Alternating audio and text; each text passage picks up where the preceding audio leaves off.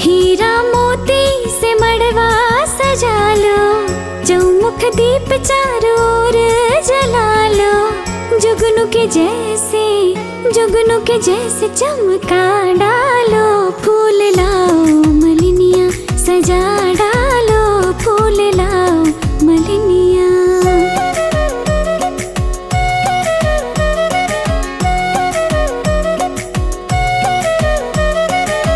दुल्हा को सोना सुवरन धराओ, सखी सब हिल मिल मांगल गाओ।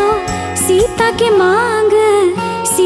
मांग सजा डालो, फूल लाओ मलिनिया सजा डालो, फूल लाओ मलिनिया।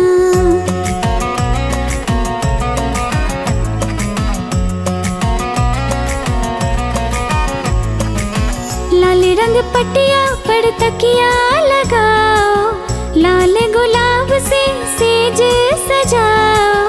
कोहबर को दमका डालो, फूल लाओ मलिनिया सजा डालो, फूल लाओ मलिनिया सजा डालो रे, फूल लाओ मलिनिया, फूल लाओ मलिनिया।